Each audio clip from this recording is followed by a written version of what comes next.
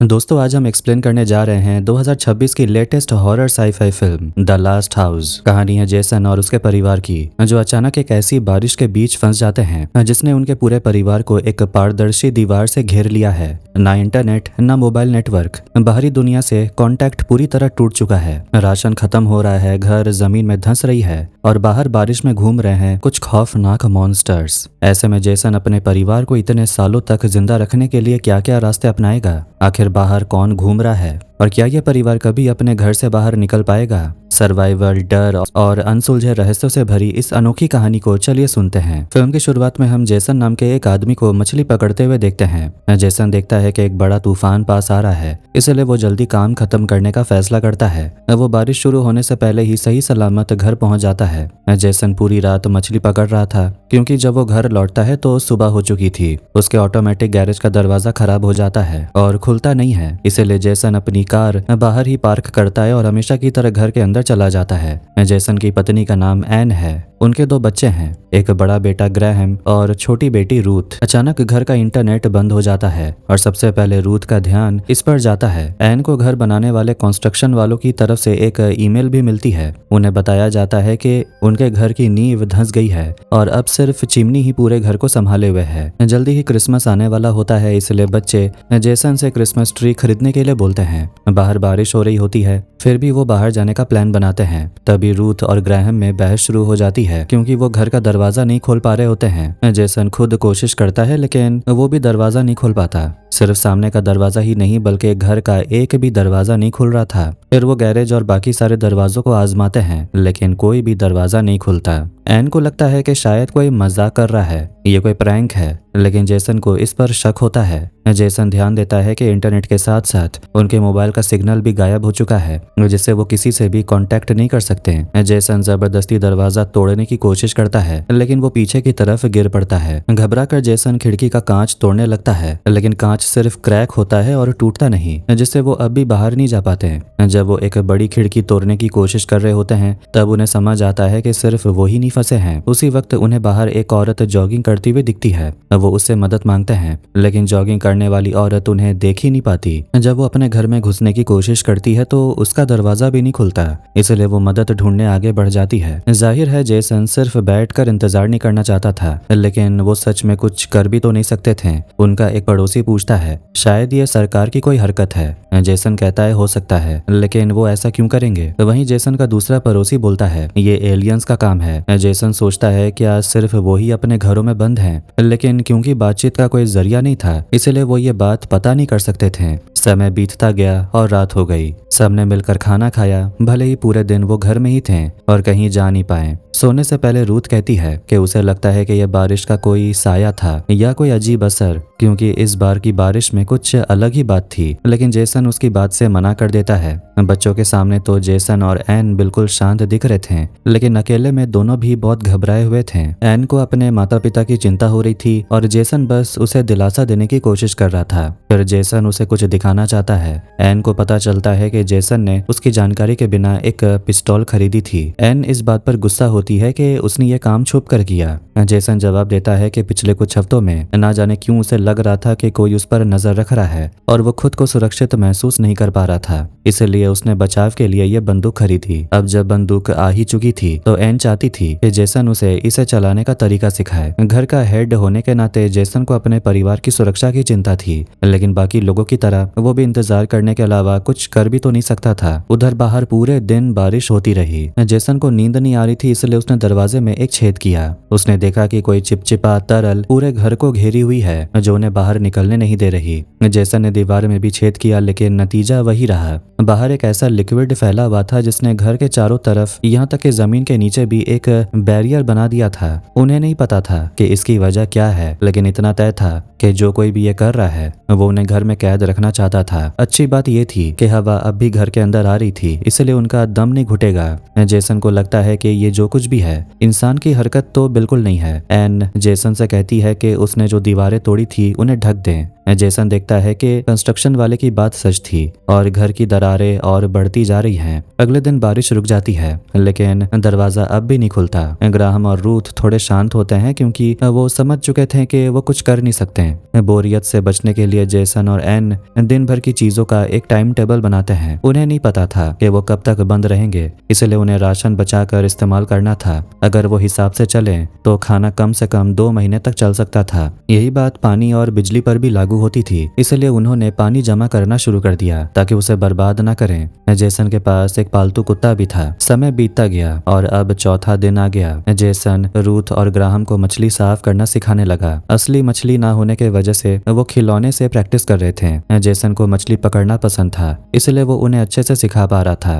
अब 7वां दिन आ चुका था। जेसन और उसका परिवार कम से कम अभी तक तो सही सलामत संभला हुआ था। एन को पेड़ पौधे लगाने का बहुत शौक था, यहाँ तक कि वो टमाटर के बीज भी ऐसे ही फेंकती नहीं थी। एक हफ्ते का समय जेसन और उसके पड़ोसियों की हिम्मत तोड़ने के लिए काफी नहीं था। जेसन का पड़ोसी बताता है कि यहाँ से 5 ब्लॉक दूर तक सारे लोग उनकी तरह ही अपने अपने घरों में फंसे हुए हैं। पड़ोसी जेसन से पूछता है कि वो काम क्या करता है। जेसन बताता है वो एक इंजीनियर है, भले ही अभी उसके पास नौकरी नहीं है। वहीं उसका पड़ोसी एक दांतों का डॉक्टर है, यानी डेंटिस्ट। अफसोस की बात यह थी कि पड़ोसी के घर का राशन खत्म हो रहा था। जेसन उसकी मदद करना चाहता था, लेकिन वो कुछ कर भी तो नहीं सकता था। अब दूसरा हफ्ता आ जाता है। बारिश अब भी रोज होती है, भले ही पूरे दिन ना हो। लोग अभी भी बाहर नहीं निकल पा रहे थे। रूथ ध्यान देती है कि खिड़की के कांच पर जमे पानी में कुछ अजीब है। पानी की बूंदें उसकी पेंसिल के इशारों पर घूम रही थी, लेकिन रूथ ये बात अपने मम्मी पापा को नहीं बताती। परिवार का दिल बहलाने के लिए जेसन सबके साथ डांस करता है और वो एक ही फिल्म बार बार देखते हैं। क्योंकि जेसन इंजीनियर है, इसलिए वो घर के काम को आसान बनाने के लिए छोटे मोटे औजार बना लेता है, जबकि एन घर के अंदर ही पौधे उगाने लगती है। 2 हफ्ते बीत जाने के बाद भी वो घर में ही क्रिसमस मनाते हैं। समय गुजरता जाता है और अब पूरा 1 महीना बीत चुका था। एक दिन बारिश के दौरान रूथ कहती है बाहर रेन वॉकर नाम का एक साया घूम रहा है।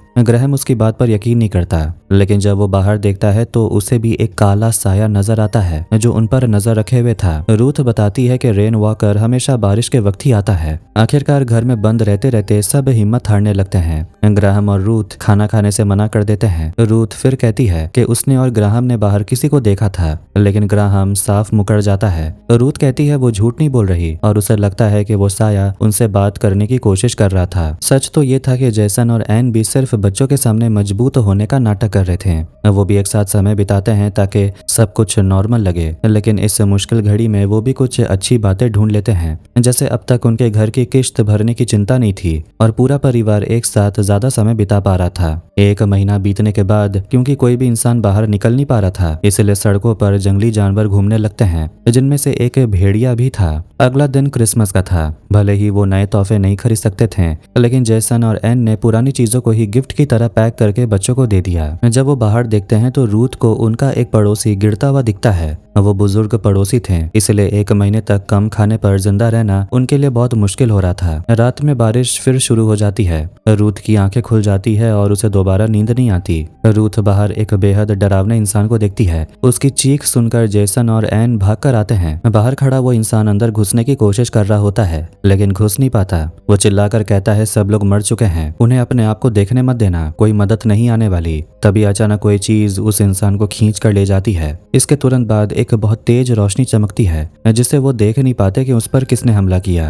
अब जेसन को यकीन हो जाता है कि रूथ ने जो देखा था वो सच था। रूथ कहती है कि उसने जिस रेन वॉकर को देखा था वो अच्छा लगता था, इस डरावने इंसान जैसा नहीं। जेसन कहता है कि जिस किसी ने भी उन्हें बंद किया है वो अच्छा जीव तो बिल्कुल नहीं है। जेसन कसम खाता है कि वो अपने परिवार को कुछ नहीं होने देगा। अगले दिन भी कुछ खास नहीं बदलता। जेसन देखता है कि उसके कई पड़ोसियों ने हिम्मत हार दी है या फिर वो मर चुके हैं। जेसन पूरी कोशिश करता है कि वो ग्राहम और रूथ को कामों में उलझाए रखे ताकि उनका ध्यान इन डरावनी बातों पर ना जाए। इसी बीच लगातार होती बारिश की वजह से उनका घर जमीन में और ज्यादा धंसने लगता है। यहाँ तक कि चिमनी का ऊपरी हिस्सा भी टूट कर गिर जाता है, जिससे बारिश का पानी सीधा घर के अंदर आने लगता है। रूथ सोचती है कि शायद वो चिमनी के रास्ते बाहर निकल सकते हैं। जेसन कहता है कि ये बहुत बड़ा है, अगर वो चढ़ने की कोशिश करे तो शायद चिमनी ही ढह जाएगी। रूथ कहती है उसे ऊपर उठाया जाए क्योंकि वो सबसे छोटी और हल्की है, जबकि जेसन एक इंजीनियर है, इसलिए वो एक डंडा बनाता है जिसमें चिमनी पर पर कपड़ा बांधा जा सके।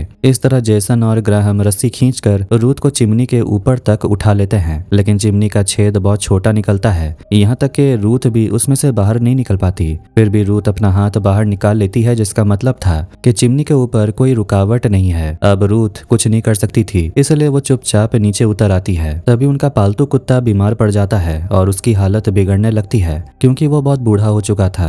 जेसन एन से कहता है कि वो रूथ और ग्राहम को दूसरे कमरे में ले जाए। एन टीवी पर बहुत तेज आवाज में फिल्म चला देती है ताकि बच्चों को बंदूक की गोली की आवाज सुनाई न दे। जेसन गोली चलाकर कुत्ते को उसके दर्द से मुक्ति दिला देता है। उनका कुत्ता परिवार का पहला सदस्य था जिसकी मौत हुई थी। अब उनके सामने सबसे बड़ी मुसीबत ये थी कि कुत्ते की लाश को क्या किया जाए। पहला रास्ता ये था कि जब ग्राहम और रूथ सो रहे हों तब उसे चिमनी में आग लगा दिया जाए, लेकिन हालात जिस तरह के थे उन्हें आगे चलकर खाने की जरूरत पड़ सकती थी, इसलिए वो चाहे तो कुत्ते के गोश्त को भी फ्रिज में जमा कर रख सकते थे। एन इस फैसले का चुनाव जेसन पर छोड़ देती है और खुद इससे अलग रहती है। जेसन कुत्ते का गोश्त काटता है और उसे फ्रिज में रख देता है। जेसन के लिए अपने परिवार को जिंदा रखना ही उसकी सबसे पहली प्रायोरिटी थी, लेकिन अब जेसन के सामने एक नई मुसीबत थी, कुत्ते की हड्डियां। पहले वो उन्हें जलाना चाहता था, लेकिन तभी उसे बाहर एक भेड़िया दिखता है। जेसन को एक आइडिया आता है, वो चिमनी वाली रस्सी के सहारे हड्डियों को बाहर फेंक दे। वो इसमें कामयाब रहता है और हड्डियां बाहर चली जाती हैं,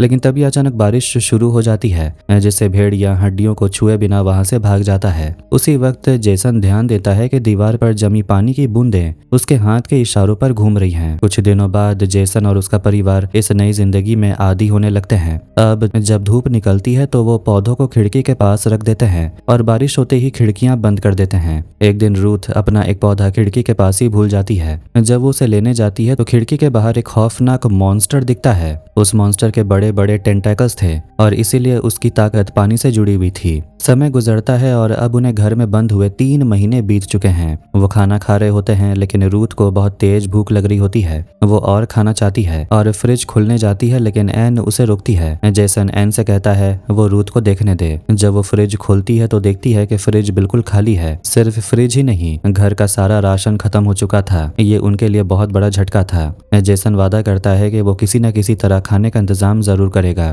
थोड़ी देर में ग्राहम अपने पालतू मछली को काट कर पकाने के लिए लाता है। ये उनके लिए बहुत ही दुखी कर देने वाला समय था, इसीलिए अब उन्हें अब और एकजुट होकर रहना था। उसी समय जेसन बाहर फिर से उस भेड़िए को देखता है। पहले उसे घर के आसपास जंगली जानवर बहुत कम दिखते थे, लेकिन अब उसके दिमाग में बाहरी जानवरों को पकड़ने के लिए जाल बिछाने का आइडिया आता है। क्योंकि जेसन इंजीनियर है, इसीलिए वो आसानी से एक ट्रैप बना लेता है। जेसन ने अभी तक कुत्ते का गोश्त नहीं खाया था, इसलिए वो उसे जाल में चारे की तरह इस्तेमाल करता है। रस्सी की मदद से वो चिमनी के रास्ते के बाहर जाल बिछाने में कामयाब होता है। कुछ ही देर में उस गोश्त के लालच में एक लोमड़ी आकर जाल में फंस जाती है, लेकिन जेसन का जाल अभी पूरी तरह से सही नहीं बना था, इसलिए वो लोमड़ी को पकड़ने में नाकाम रहा। जेसन ने अपने जाल का डिजाइन बदला और इस बार वो उसे पकड़ने में कामयाब हो गया, लेकिन जब वो उसे ऊपर खींच रहा था तो लोमड़ी इतनी भारी थी कि कपड़ा ही फट गया और उसका शिकार नीचे गिर गया। जेसन एक बार फिर नई तरीके से जाल बनाया। एन उसे खाना देती है क्योंकि जेसन ने कई दिनों से कुछ खाया नहीं था। जब जेसन एक गाजर देखता है तो उसे समझ आता है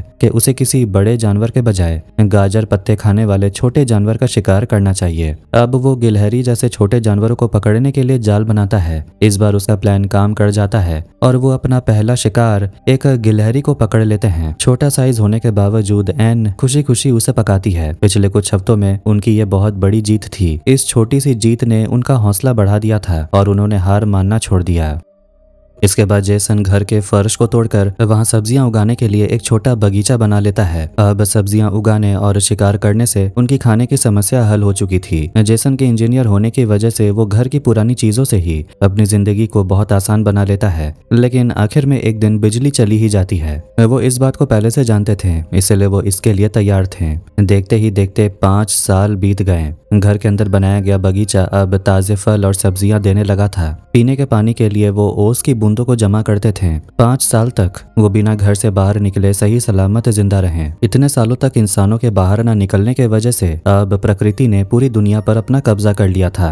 सड़कें जानवरों से भरी थी, इसलिए जेसन के पास शिकार की कभी कोई कमी नहीं होती थी। इस तरह के माहौल में जिंदा रहने के लिए जेसन का दिमाग बिल्कुल परफेक्ट था। हालांकि पूरे परिवार में बड़ा बेटा ग्रैहम इस पूरी स्थिति से सबसे ज्यादा चिढ़ चुका था। जेसन ने तो अपने शिकार करने वाले जालों को ऑटोमेटिक भी बना दिया था। रूथ पूछती है, जब उनके पास खाने के लिए काफी सब्जियां हैं तो उन्हें बार बार शिकार करने की क्या जरूरत। लेकिन जेसन का मानना था कि हमेशा बुरे से बुरे वक्त के लिए तैयार रहना चाहिए। 5 साल तक लगातार होती बारिश की वजह से उनका धंसा हुआ घर अब और भी नीचे धंसने लगा था। एन कहती है कि घर के नीचे की जमीन खिसक रही है और ये घर कभी भी ढह सकता है, लेकिन वो कुछ कर भी तो नहीं सकते थे। तभी जेसन सबको बुलाता है क्योंकि वो उन्हें कुछ दिखाना चाहता था। पता चलता है कि 5 साल की मेहनत के बाद आखिरकार जेसन ने अपनी पुरानी बंद पड़ी कार को ठीक कर लिया था, लेकिन कार चालू होने के बावजूद वो कहीं जा नहीं सकते थे। ग्राहम यहाँ तक कह देता है कि ये सब सिर्फ समय की बर्बादी है। जेसन को गुस्सा आता है क्योंकि वो जो कुछ भी कर रहा था परिवार के भले के लिए कर रहा था। जेसन ग्राहम को सजा के तौर पर ओस की पानी जमा करने का काम सौंप देता है। ग्राहम पलटकर जवाब देता है कि उनके पास खाने पीने की कोई कमी नहीं है। जेसन कहता है कि वो सिर्फ आगे की तैयारी कर रहे हैं कि अगर किसी दिन बारिश रुकी तो वो यहाँ से भाग सकें। भले ही वो इतने सालों से घर में बंद थे, लेकिन टीनेज में कदम रख चुका ग्राहम अब अपने पिता से बहस करने लगा था। जेसन कहता है कि उसकी सिर्फ एक ही जिम्मेदारी है, अपने परिवार को जिंदा रखना। एन समझाती है कि वो सब यहाँ फंसे हुए हैं, इसलिए ये सिर्फ उनके अकेले की लड़ाई नहीं है। कुछ ही देर में हमेशा की तरह बारिश शुरू हो जाती है, लेकिन इस बार एक खौफनाक मॉन्स्टर उनके घर की तरफ बढ़ता है। दरवाजे के हैंडल से पानी रिसने लगता है और वो समझ जाते हैं कि वो मॉन्स्टर अंदर आने वाला है, इसलिए सब छुप जाते हैं। दरवाजा खुलते ही वो बड़े बड़े टेंटेकल वाला मॉन्स्टर घर के अंदर आ जाता है। जेसन और बाकी सब अलग अलग जगहों पर छुप जाते हैं। बाहर निकलने का दरवाजा खुला पड़ा था, फिर भी वो भाग नहीं सकते थे। उस मॉन्स्टर की लार में एक ऐसी ताकत थी जो किसी भी चीजों को तुरंत बर्फ बना देती थी, जिससे घर का पानी पल भर में जम जाता है। एन दूसरी जगह जाकर छुपती है, लेकिन मॉन्स्टर की नजर उस पर पड़ जाती है। फिर भी मॉन्स्टर उसे कुछ नहीं करता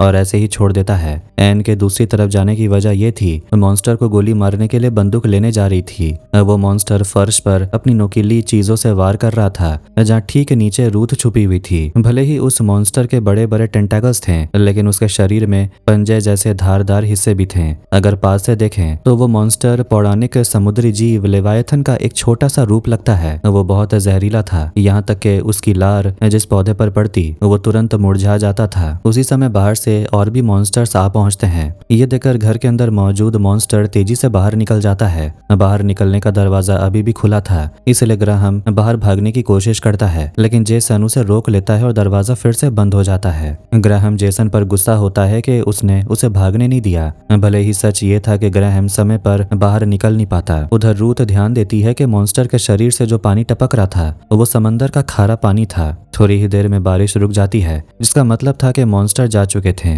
क्योंकि वो सिर्फ बारिश के समय ही बाहर आते थे। जेसन दरवाजा खोलने की कोशिश करता है, लेकिन दरवाजा फिर से लॉक हो जाता है। 5 साल बीत जाने के बाद बाहर निकलने का यही एक असली मौका उनके हाथ आया था, जो अब छूट चुका था। ये जानकर के मॉन्स्टर के शरीर में समंदर का पानी है, रूथ सोचती है कि शायद ये मॉन्स्टर्स एलियंस नहीं बल्कि समंदर के गहराइयों में रहने वाले जीव हैं। आज भी गहरे समंदर का ज्यादातर हिस्सा इंसानों की पहुंच के बाहर था। हो सकता है कि ये क्रैकन, लेवायथन या मरमिड्स जैसे पौराणिक समुद्री जीव हों। वो पृथ्वी पर कब्जा करने आए एलियंस नहीं है, बल्कि इस धरती के असली मालिक वही हैं जो इंसानों से अपना हक वापस ले रहे हैं। पिछले मॉन्स्टर के आने से उनके सारे पौधे मुरझाकर खराब हो चुके थे, इसलिए अब उनके सामने खाने का बहुत बड़ा संकट खड़ा हो गया था। अब उनके पास खाने का इकलौता जरिया शिकार किए गए जानवर का गोश्त ही बचा था। रूथ को उस जानवर पर तरस आता है और वो उसे खाना नहीं चाहती। तभी वो जानवर रूथ के हाथ पर काट लेता है और जेसन तुरंत उस जानवर को मार डालता है। जानवर के काटने की वजह से रूथ के घाव में इन्फेक्शन हो जाता है और उसे बहुत तेज बुखार आ जाता है। उनके पास पानी की कमी थी और रूथ को एंटीबायोटिक दवाइयों की सख्त जरूरत थी। घर में कोई दवाई ना होने की वजह से सबकी हिम्मत टूटने लगती है।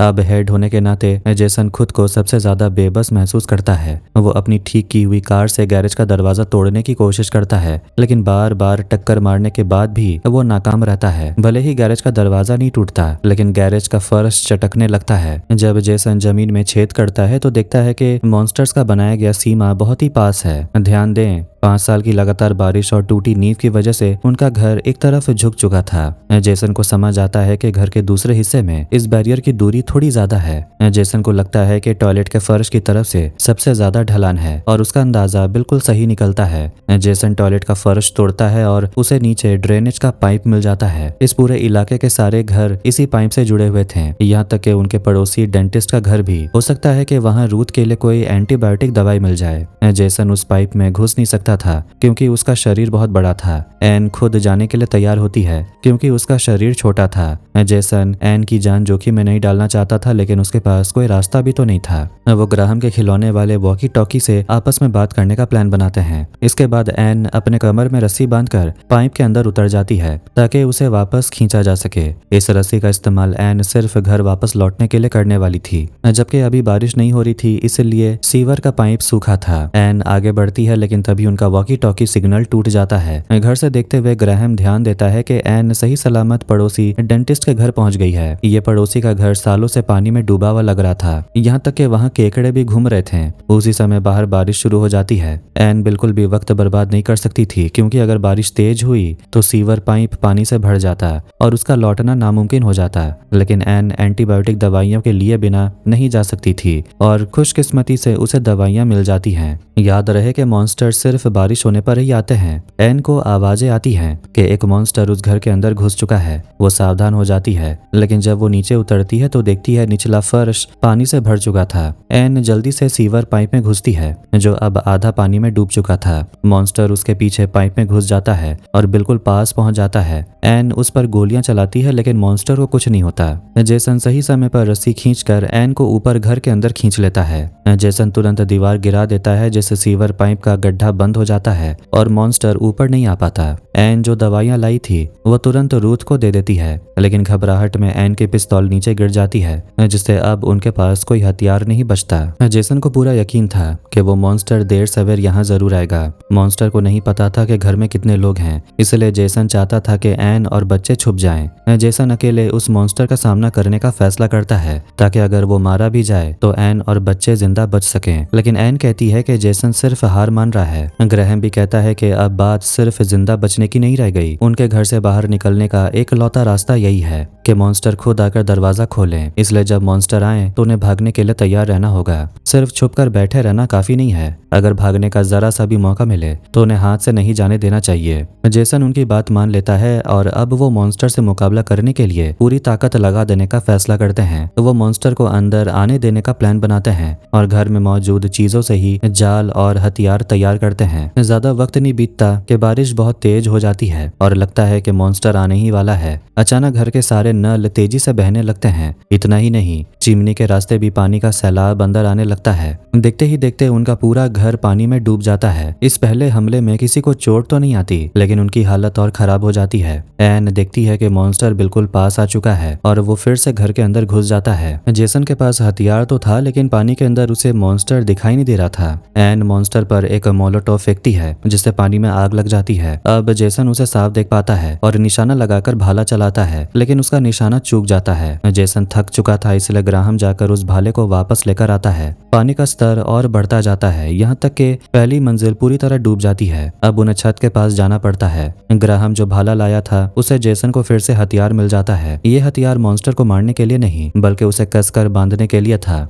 जैसे ही मॉन्स्टर आता है, जेसन उस पर भाला चला देता है। ये भाला एक ऐसी रस्सी से बंधा था जो कार के पहिए से जुड़ी हुई थी। कार को ऑटोमेटिक चालू कर दिया जाता है जिससे पहिया घूमता है और मॉन्स्टर खींचता हुआ नीचे के मंजिल पर चला जाता है। लेकिन तभी गैरेज का फर्श टूट जाता है और पानी तेजी से नीचे बहने लगता है, जिससे वो सब नीचे खींचे चले जाते हैं। परेशानी ये थी कि मॉन्स्टर मेन दरवाजे से अंदर नहीं आया था, इसलिए सामने का दरवाजा अब भी लॉक था। जेसन चाकू निकालकर मॉन्स्टर को धमकी देता है कि दरवाजा खोलो। उधर कार का पहिया लगातार घूमने की वजह से मॉन्स्टर रस्सी में और कसता चला जाता है। तभी रूथ कहती है कि अगर जेसन ने इस मॉन्स्टर को मार दिया तो वो कभी बाहर नहीं निकल पाएंगे। मॉन्स्टर की आंखों में देखते हुए जेसन को रूथ की पुरानी बात याद आती है कि उसने जिस मॉन्स्टर को देखा था वो अच्छा लग रहा था। जेसन का काम अपने परिवार को सुरक्षित रखना था। वो मॉन्स्टर के रस्सी ढीले कर देता है और अपना चाकू दूर फेंक देता है ताकि ये साबित हो सके कि वो हमला नहीं करेगा। जैसा कि रूथ ने अंदाजा लगाया था, ये मॉन्स्टर अच्छा निकलता है और उन पर हमला नहीं करता। इसके बाद वो घर का दरवाजा खोल देता है और 5 साल के लंबे इंतजार के बाद आखिरकार परिवार घर से बाहर निकल पाता है। लेकिन जैसे ही वो बाहर कदम रखते हैं, सामने 4 खौफनाक मॉन्स्टर उनका इंतजार कर रहे होते हैं। तभी वो अच्छा मॉन्स्टर उन पर जोर से चिल्लाता है, जिससे डर कर वो चारों बुरे मॉन्स्टर वहां से भाग जाते हैं और जेसन के परिवार पर हमला नहीं करते हैं। उसी समय जेसन का घर पूरी तरह ढह कर एक बड़े गड्ढे में समा जाता है। बारिश रुक जाती है, जो इस बात का इशारा है कि मॉन्स्टर जा चुके हैं। उनका घर समंदर के पास था, लेकिन अब समंदर का जल स्तर इतना बढ़ चुका था